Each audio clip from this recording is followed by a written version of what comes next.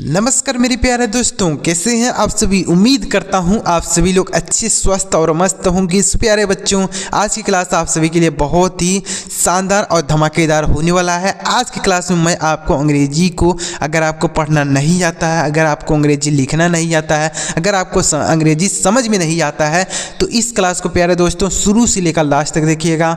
100% guarantee के साथ कह सकता हूँ कि आपको अंग्रेजी को पढ़ना और लिखना समझ में आने लगेगा अगर लगातार हमारे साथ बने रहेंगे। जैसे मान लीजिए आप किसी भी काम को अगर आप सीखना चाहते हैं तो उसके लिए आपको लगातार प्रैक्टिस करना होता है, लगातार मेहनत करना होता है। धीरे धीरे आपको अगर वह काम नहीं भी आता है ना तो भी समझ में आने लगता है। तो उसी तरीके से अगर आप अंग्रेजी आपको नहीं आता है तो आप धीरे धीरे प्रैक्टिस करिए, धीरे धीरे आपको अंग्रेजी खुद ही समझ में आने लगेगा। तो वीडियो शुरू करते हैं प्यारे दोस्तों। अगर आपकी वीडियो अच्छा लगे तो लाइक करिएगा, चैनल को भी सब्सक्राइब करके बेल का आइकन जरूर प्रेस करिएगा। चलिए देखते हैं कैसे अंग्रेजी पढ़ेंगे। चलिए देखते हैं। यहाँ पर देखिए, सबसे पहले आप देखिए, अंग्रेजी पढ़ना नहीं आता है तो ऐसे आपको सीखें, पढ़ना कैसे सीख सकते हैं देखते हैं। देखिए सबसे पहले यहाँ पर देखिए THIS, THAT, THESE, तो THOSE, THEY। तो देखिए इनको कैसे पढ़ेंगे। तो यहाँ पर देखिए हर शब्द में TH है, तो TH का जो उच्चारण होता है, कहीं पर द होता है, कहीं पर थ होता है, कहीं पर ठ होता है। तो यहाँ पर हम क्या कैसे पढ़ेंगे देखते हैं। बहुत बारीकी से आपको बताऊंगा, साथ ही इसका हिंदी मतलब भी आपको बताते हुए चलूँगा। देखते हैं। देखिए TS से द होगा, आई से छोटी ई की मात्रा, एस से श, तो इसे हम दिस पढ़ेंगे, THIS दिस। और दिस का मतलब होता है यह। अगर आप इसे अंग्रेजी में बोलना चाहते हैं तो कैसे बोल सकते हैं। जैसे बोल सकते हैं दिस इज़ माई पेन, यह मेरा कलम है। दिस इज़ माई पेन, यह मेरा कलम है। दिस इज़ माई हाउस, यह मेरा घर है। तो आप ऐसे इन शब्दों को बोल भी सकते हैं अगर आप इन शब्दों को समझ लेते हैं। देखते हैं अगला क्या है, THAT, तो TS से अभी हमने बताया द होगा, ए से आई की मात्रा लिखेंगे और T से ट, तो यह होगा दैट। दैट का मतलब होता है वह, दैट का मतलब वह होता है। अब इसे कैसे बोलेंगे, बोल सकते हैं दैट इज़ माई साइकिल, वह मेरी साइकिल है। दैट इज़ माई साइकिल, वह मेरी साइकिल है। तो यह जो दिस होता है इसका प्रयोग होता है, कोई चीज़ एक है लेकिन आपके नज़दीक है। जैसे मान लीजिए आप यहाँ पर हैं, आपके पास में ही चीज़ है, तो इसके लिए दिस का प्रयोग करते हैं। किसका प्रयोग करते हैं, दिस का। और अगर आप जैसे एक चीज़ है लेकिन वह आपसे दूर है, आपसे दूर है, तो उसके लिए आप दैट का प्रयोग करेंगे। किसका प्रयोग करेंगे, दैट का प्रयोग करेंगे। दिस मतलब होता है यह आपके पास में है, एक चीज़ है, एक ही चीज़ होना चाहिए। एक से ज़्यादा होगा तो उसके लिए आगे बताऊंगा क्या होगा। जैसे मान लीजिए 1 2 3 4 चीज़ें हैं मान लीजिए, तो उसके लिए क्या होगा अभी आपको आगे पता चलेगा। लेकिन अगर एक चीज़ है आपके पास है तो दिस लगाएंगे, और अगर आपसे दूर है, एक ही चीज़ है, तो उसके लिए दैट का प्रयोग करेंगे। आगे बढ़ते हैं। उम्मीद कर रहा हूँ दोनों का मतलब आपको पता चल गया होगा। दिस मतलब यह होता है, दैट मतलब वह होता है। अब देखिए THESE, तो TS से द होता है और E से बड़ी की मात्रा SE से जो, तो इसे दीज पढ़ेंगे। क्या पढ़ेंगे, दीज। अब दीज मतलब क्या होता है, ये सब। क्या होता है, ये सब। अब देखिए अभी हमने बताया कि अगर एक चीज़ हो और आपके पास में हो, यहाँ मान लीजिए आप हैं, आपके पास में ही हो, तो आप क्या बोलेंगे, आप बोलेंगे दिस बोलेंगे, एक चीज़ हो। लेकिन अगर एक से ज़्यादा हो, 2 हो, 3 हो, 4 हो, कितना भी हो, आपके पास में ही हो, आपसे आपके यहाँ नज़दीक में हो, तो उसके लिए दिस का प्रयोग करेंगे। एक से ज़्यादा होनी चाहिए, मतलब ज़्यादा चीज़ें हो, तो उसके लिए हम दिस का प्रयोग करेंगे। जैसे ये सब, जैसे दीज आर पेन्स, ये सब कलमें हैं। दीज आर पेन्स, ये सब कलमें हैं, तो दिस का प्रयोग होगा। कोई चीज़ है, एक से ज़्यादा है और आपके नज़दीक है, तो दीज का प्रयोग। अब देखिए THOSE, TS से द, ओ से ओ की मात्रा, SE से जो, तो यह दोज हो गया। दोज का मतलब होता है वे सब। दोज का मतलब वे सब। तो इसका प्रयोग होता है, कोई चीज़ है आपसे दूर है लेकिन एक से ज़्यादा है। एक होगा तो हम दैट का प्रयोग कर देंगे। आपसे दूर है, एक चीज़ है तो दैट प्रयोग करेंगे। लेकिन अगर एक से ज़्यादा है कोई चीज़ और आपसे दूर है, तो इसके लिए हम क्या प्रयोग करेंगे, दोज का प्रयोग करेंगे। किसका, दोज। दोज मतलब होता है वे सब।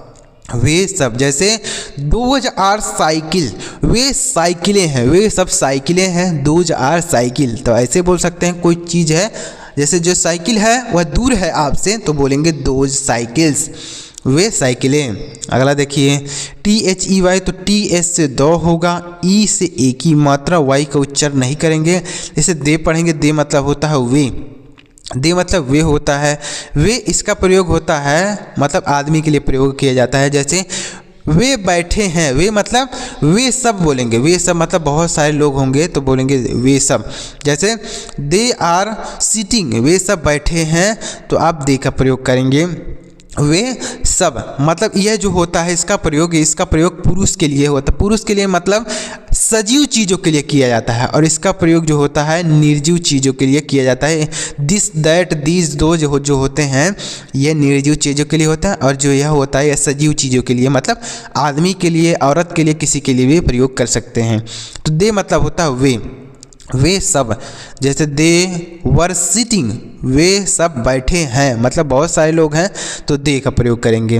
अगला है THERE, तो TH से द हो गया, E से ए की मात्रा, और यह लिखेंगे R से र, तो यह हो गया देयर। देयर मतलब क्या होता है, वहाँ होता है, वहाँ। तो इसे आप कैसे बोलेंगे, जैसे बोलना चाहते हैं कि वहाँ जाओ तो बोलेंगे गो देयर, वहाँ जाओ गो देयर। अगला है देखते हैं THEM, तो TH से द हो गया, E से ए की मात्रा, M से म, तो यह देम हो गया। देम मतलब होता है उनको, देम मतलब उनको। जैसे लेट्स गो देम, उन्हें जाने दो, लेट्स गो देम, उन्हें जाने दो। यह इसका भी प्रयोग बहुत सारे लोग होते हैं तो उसके लिए ही प्रयोग किया जाता है, बहुत सारे लोग होते हैं। देम, देम मतलब होता है उनको, उनको मतलब किनको, बहुत सारे लोग हैं उनको, तो इसका प्रयोग देम का होता है। अगर है THEIR, तो TH से हो गया द। अब देखिए ई ऐसे होगा बड़ी की मात्रा, य और र लिखेंगे तो यह हो गया दियर। दियर मतलब क्या होता है, उनका, क्या होता है, उनका। दियर मतलब होता है उनका। जैसे दिस इज़ दियर पेन, यह उनका पेन है, उनका मतलब किनका, बहुत सारे लोग हैं उनका, उनका पेन है। जैसे यहाँ पर मान लीजिए 4-5 पेन रखा हुआ है तो आपको बोलना है कि यह उनका पेन है, मतलब बहुत सारे लोग हैं उनका यह पेन है, तो क्या बोलेंगे, दिस इज़ दियर पेन, यह उनका पेन है। उनका मतलब किनका, यह जो लोग हैं इनका पेन है, बहुत सारे लोग हैं तो दियर का प्रयोग करते हैं। अगला है THEN, तो TH से हो गया द, E से ए की मात्रा, N से नो, तो यह हो गया देन। देन मतलब होता है तब, देन मतलब तब, देन, देन मतलब हो जाएगा तब, तो इसका भी प्रयोग आप कर सकते हैं। अगला है THIM। अब देखिए यहाँ पर हमने TH से द लिख दिया, लेकिन यहाँ पर TH से द नहीं होगा, TH से थ हो जाएगा, I से छोटी की मात्रा, N से न। जैसे पढ़ेंगे थिन, थिन मतलब होता है पतला, थिन मतलब पतला होता है। जैसे this is a thin book है, यह एक पतली किताब है, this is a thin book, यह एक पतली किताब है, तो थिन मतलब होता है पतला, क्या होता है, पतला। अगला है THANK, तो TH से थ होगा, A से आई की मात्रा लिखेंगे, N से आधा नो, K से को, थैंक, इसे पढ़ेंगे THANK, थैंक, थैंक मतलब होता है धन्यवाद, थैंक मतलब धन्यवाद होता है। जैसे थैंक, थैंक मतलब होता है धन्यवाद, किसी को आप धन्यवाद देना चाहते हैं तो आप थैंक का प्रयोग कर सकते हैं। कोई भी आपकी मदद कर दे, कुछ काम कर देता है तो आप क्या बदले में उसे बोलते हैं, थैंक। थैंक मतलब होता है धन्यवाद। अगला है THROW, तो TH से था होगा, देखिए R से होगा र, OW से O की मात्रा लिखी जाती है तो इसे पढ़ेंगे थ्रो। थ्रो का मतलब होता है फेंकना, थ्रो का मतलब फेंकना। जैसे डोंट थ्रो द स्टोन, पत्थर मत फेंको, डोंट थ्रो द स्टोन, पत्थर मत फेंको, ऐसे बोल सकते हैं इनको। अगला है THEME, तो TH से थ होता है, और देखिए E यहाँ पर है तो E से बड़ी ई की मात्रा, ME से म, तो यह हो गया थीम। और थीम मतलब क्या होता है, उद्देश्य होता है, क्या होता है, उद्देश्य, थीम, THEME, थीम हो जाएगा। अगला देखते हैं क्या है THUMB, तो इसे क्या पढ़ेंगे देखते हैं, एक बार देख लीजिए THUMB, तो TH से हो गया थ, U का उच्चारण ओ के रूप में, M से म हो गया, और जो यहाँ पर B है HUMB, तो ये जो B है यह साइलेंट है, मतलब इसको नहीं पढ़ा जाएगा, इसे थंब पढ़ेंगे, ना कि आपको थंब। थंब नहीं पढ़ना है, आपको थंब पढ़ना है। थंब मतलब क्या होता है? अंगूठा होता है। क्या होता है सर? अंगूठा, यानी उंगली, जो हमारे हाथ का अंगूठा होता है उसे हम थंब बोलते हैं। थंब मतलब हो जाएगा अंगूठा। थंब नहीं पढ़ना है, थंब पढ़ना है। THUMB, यहाँ पर जो B है साइलेंट है।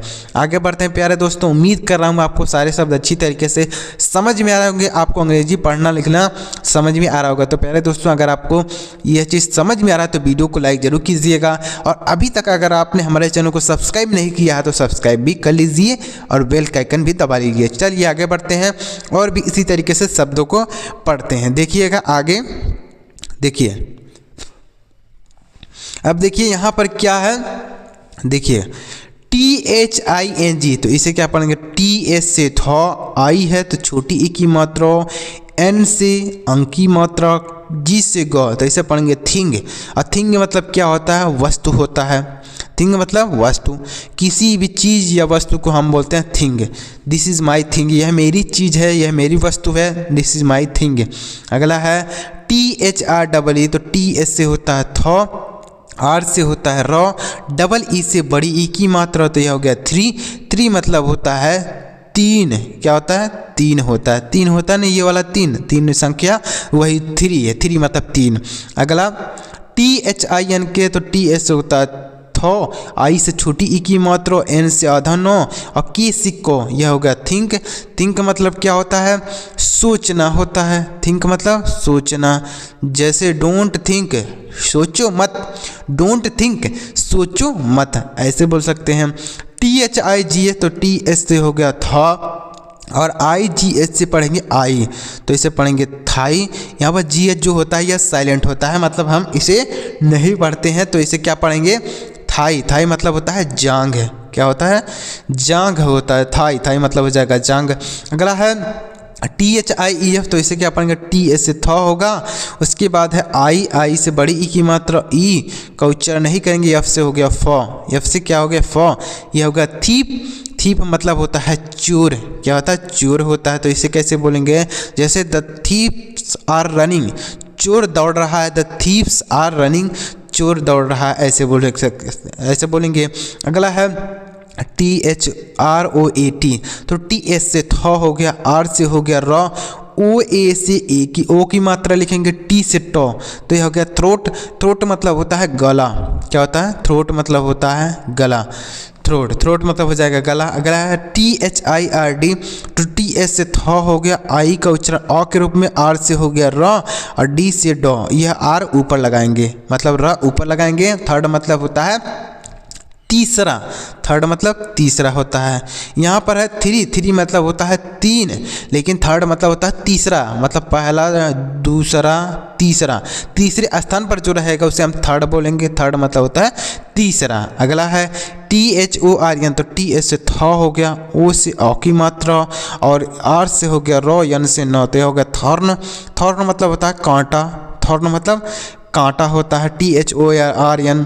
अगला है THIRSTY, तो इसे क्या पढ़ेंगे? TS से पढ़ेंगे थौ, उसके बाद है आई, तो आई का उच्चारण अ के रूप में, R से हो गया रॉ, S से हो गया आधा शौ, R से हो गया र, और र कहाँ लगाएंगे सर? यहाँ पर देखिए Y से बड़ी ई की मात्रा, R जो है यह ऊपर लगाया जाएगा, तो यह हो गया थ्रस्टी। क्या हो गया? थर्स्टी हो गया।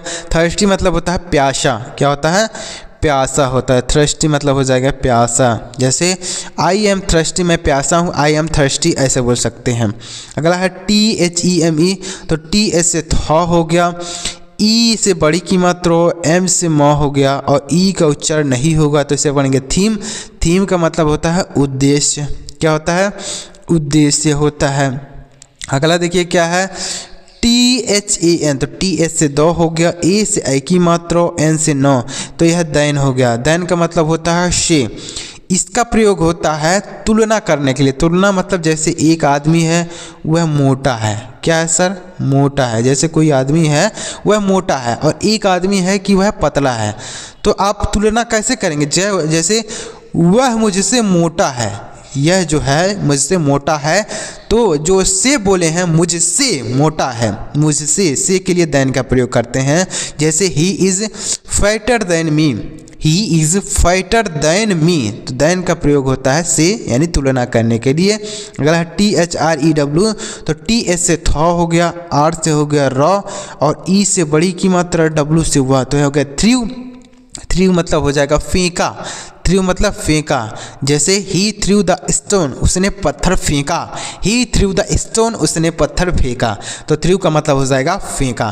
तो उम्मीद कर रहा हूँ प्यारे दोस्तों आपको सारे शब्द अच्छी तरीके से क्लियर हो गए होंगे, सारे शब्द आपको अच्छी तरीके से पढ़ना और लिखना समझ में आया होगा। तो प्यारे दोस्तों अगर आपको समझ में आया हो तो वीडियो को लाइक ज़रूर कीजिएगा, और इसी तरीके से अगर आप अंग्रेजी पढ़ना लिखना और बोलना सीखना चाहते हैं तो आप हमारे चैनल को सब्सक्राइब करके बेल का आइकन जरूर दबा सकते हैं। मैं आपके लिए इसी तरीके से अंग्रेजी सीखने का, समझने का आसान से आसान तरीका लेकर आता रहूँगा। चलिए मिलते हैं प्यारे दोस्तों अगली वीडियो में किसी नए टॉपिक के साथ। वीडियो देखने के लिए आपका बहुत बहुत धन्यवाद।